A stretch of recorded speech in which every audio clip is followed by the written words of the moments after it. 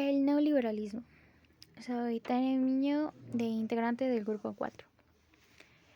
El neoliberalismo es un modelo económico y político que se usa para los procesos de globalización.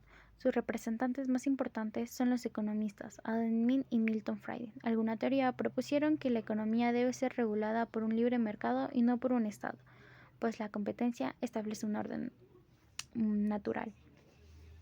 Friedman dice que el mercado no solo puede regular la economía, sino que también la política, porque la libertad económica conduce a la libertad política. Por eso el Estado debe liberarse únicamente a las tres áreas básicas: el establecimiento y permanencia del mercado jurídico y orgánico para la protección de los individuos y la sociedad, la aplicación de justicia y la realización de obras públicas que no puede hacer la empresa privada. El neoliberalismo empequeñeció la demanda para detener la inflación, eliminar los suicidios, quitaron impuestos, trabas de la importancia e impedir que el Estado fije el tipo de cambio en la moneda nacional. La aplicación de esta política en los países de América Latina, que son más pobres que los países europeos, empeoraron sus situaciones económicas fatal. Los organismos internacionales como el Banco Mundial fueron los encargados de presionar a los gobiernos para que adoptaran el neoliberalismo. Se ha obligado a reconocer que este modelo no ayuda a mejorar la economía. ¿Por qué América Latina adoptó el neoliberalismo? Durante la década de los años 80 y 90, América Latina enfrentó graves crisis económicas, caracterizadas por altos niveles de endeudamiento, inflación y recesión. Frente a esta situación, organismos internacionales como el Fondo Monetario Internacional, la FMI, y el Banco Mundial ofrecieron préstamos, pero condicionados por la implementación de los políticos neoliberales. Los gobiernos latinoamericanos adoptaron estas políticas buscando estabilidad económica, reducir el déficit fiscal y fomentar la inversión extranjera. Entre los medios tomados estuvieron las privaciones de empresas estatales, la apertura de mercado del comercio internacional y la reducción del rol del Estado en la economía. Por ende, algunos países están políticamente no siempre lograron resultados esperados. Por eso muchos países las privaciones beneficiaron a pequeños grupos económicos, aumentaron el desempleo y la desigualdad. El neoliberalismo en Ecuador. El neoliberalismo en Ecuador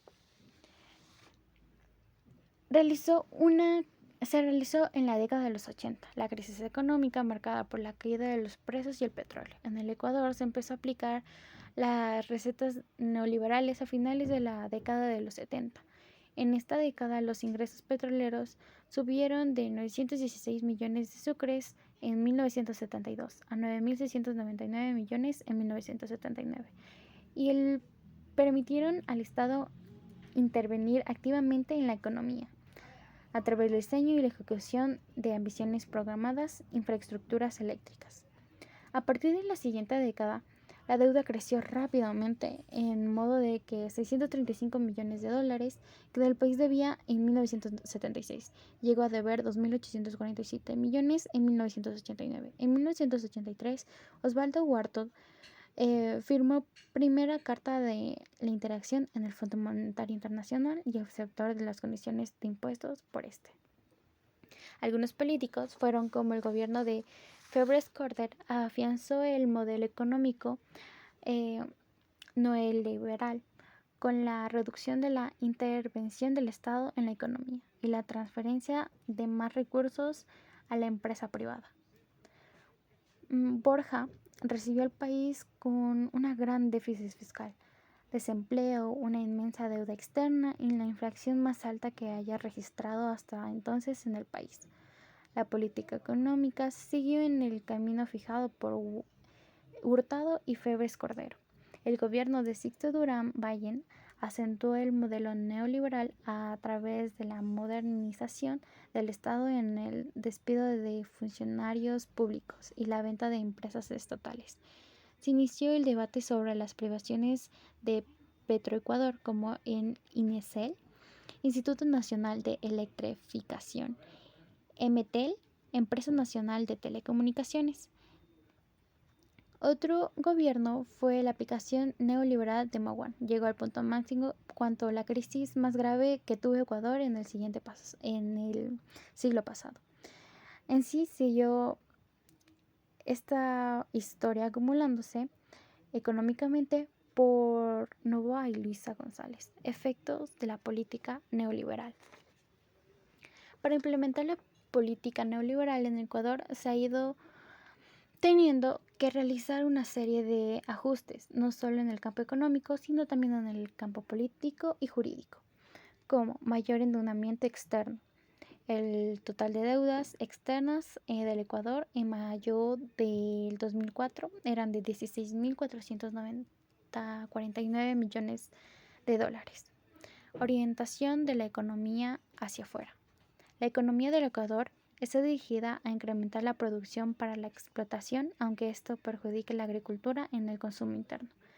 Apertura al capital extranjero. Mediante convenios bilaterales como aquellos sobre los derechos a las propiedades interculturales, se garantizaban beneficios y seguridad de las empresas extranjeras. También hubo la debilidad del Estado. Las privaciones en áreas como energía, comunicaciones, vialidad, ha sido significada una disminución de la inversión de áreas estratégicas de la economía, a menor capacidad de control estatal y ha determinado la estructura laboral del país. Inflaciones y recesión. Los problemas causados por las medidas neoliberales, es decir, se reduce el consumo de la población, manteniendo las salarialidades bajas y altas, desbalanceamiento, respuestas y gastos sociales. Los presupuestos de los servicios sociales como la educación, salud, bienestar social se mantienen bajos, a pesar de ser las áreas más sensibles y que se requiere mayor inversión para mejorar las condiciones de vida de los ecuatorianos. Deterioro de la calidad de vida. La crisis estuvo enfocada por la migración de la familia, completas en el desempleo, la inseguridad, la falta de creatividad en el país y las consecuencias de crecientes inestabilidad y políticas. Datos importantes como el incremento de la pobreza y la desigualdad al reducir los gastos sociales afectaron sectores vulnerables de la población. Gracias.